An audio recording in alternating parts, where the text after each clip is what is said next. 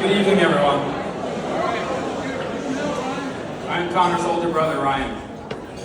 In the event that I offend anyone in attendance tonight, I'd like to apologize from the bottom of my heart to absolutely nobody. However, if you're a redhead, now might be a good time to use the restroom. But before we get there, I'd like to call out a few special people that without their unlimited support of Connor and Megan, this day wouldn't be possible. Mom, Dad, Bob, and Megan's mother, Sandy, who's looking down at us with a smile. You should be extremely proud of these two. Look around at the almost 300 people here tonight. It's a testament to who Connor and Megan are as a friend, family member, or colleague. Connor and Megan, on behalf of all the married couples in this room, I'd like to officially welcome you to the married community. Look how happy we all are.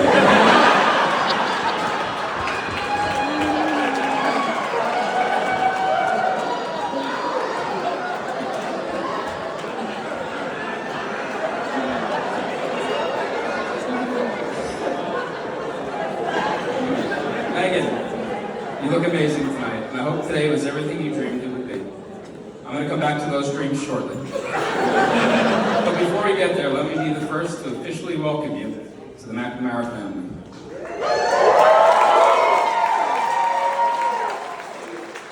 You may have noticed that unless I have a few beers in me, I'm not the most communicative brother-in-law. Although I don't say much, I do listen and watch. And what I've seen from the beginning of your relationship with Connor is how much you care about him and how your presence in his life has made him a better person. It became official today, but you've been part of our family for a while. I'm proud to call you my sister-in-law. And Maddie and Patty can officially call you Aunt Megan. This is not an easy family to come into. It's a big, complicated network of people who we call aunts, uncles, and cousins. Every holiday is like a mini wedding. You jumped right in with a great sense of humor, and at this point you probably know the names of all of our relatives better than I do.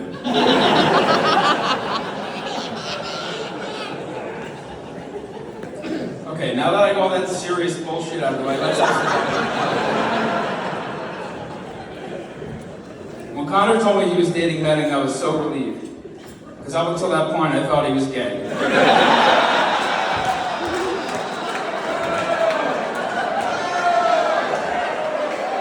There's nothing wrong with that. I was completely accepting. I just didn't know what to get you for Christmas.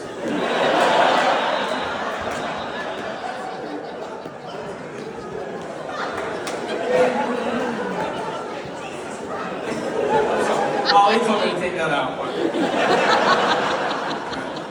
So Megan, I want to get back to your childhood dreams, all right? So if you don't mind, please look at Connor and close your eyes. Right? I want you to picture yourself at the top of a staircase at a magnificent castle.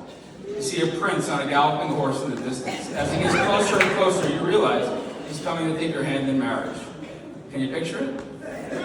Keep that picture in your mind, because I have a few updates to make. Replace the castle with my parents' house.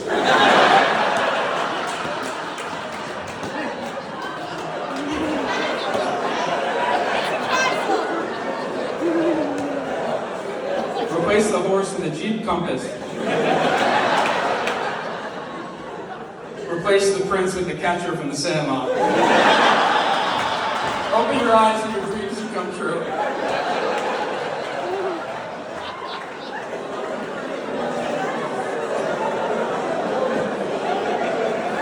No, we're just getting started. So, I'm really excited for you two to enter the next chapter of your lives. I hope God blesses you with children and a beautiful home. That way, maybe Connor will come and get the fuck out of my parents' house. Megan, you're gonna need a wrecking ball to get him out of there. I'm not fucking leaving!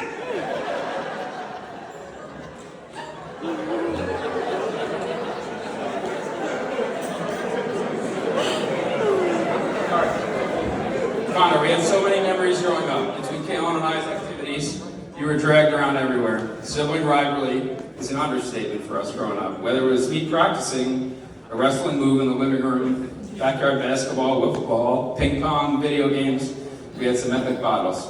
The rivalry still pops up from time to time on the golf course. But some say it ended when I came back from 8 strokes to beat you in the 2020 Masters. While most people would have never recovered from a beating like that, you came back the next year and won. Through thousands of hours of competing against each other, it created two passionate, determined competitors. We've always been the underdogs athletically. When Connor and I are teammates in golf and you step up on the tee box, you're not very physically intimidated. Especially when Connor gets over the ball. If you've never seen him play golf, when he sets up to the ball, you look around for the wheelchair that he's going to sit back down into.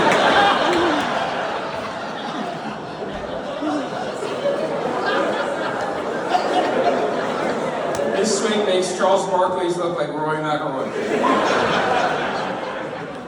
But then, in a physics-defying moment, he'll pipe it right down the middle. And as the round goes on, you'll realize you're up against two guys with miles of heart. We'll drag you into deep water, and when the pressure is at its peak, you'll hear that beautiful sound of the ball hitting the back of the cup.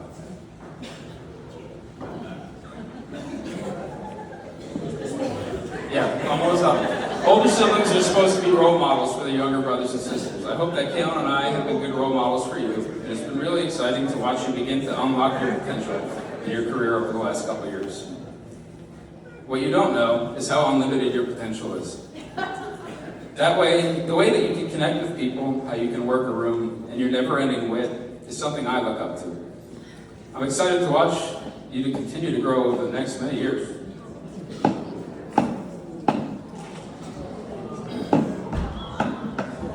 Holly and I will be here the whole way, supporting you and Megan in any way we can. Unless you need money, call Kaylin for that.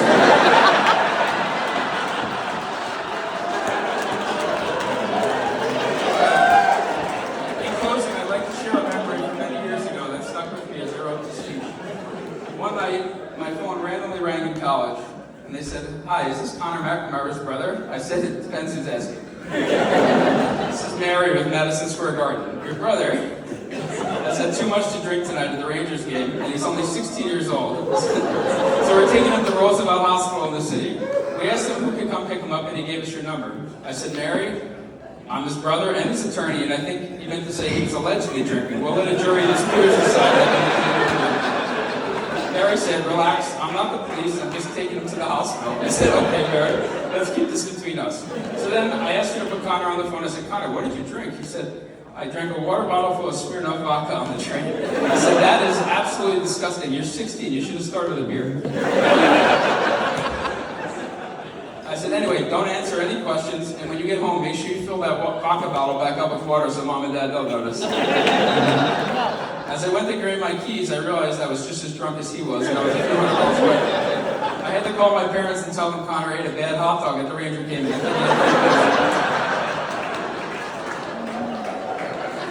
The takeaway of this story is that I was your one phone call. And after today, Megan will be your first call, but I hope that I'm forever number two. Whenever, wherever, I'll always pick up.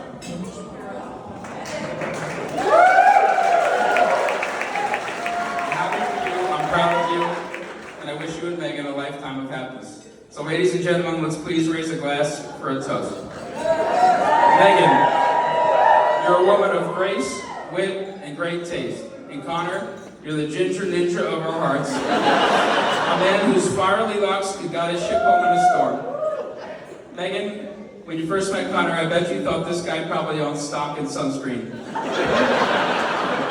You didn't just fall for Connor's charm or his heart, you fell for a man who's basically a walking solar panel. In all seriousness, these two are the perfect match. Megan, you bring the calm to Connor's flame. Connor, you bring the spark to Megan's glow.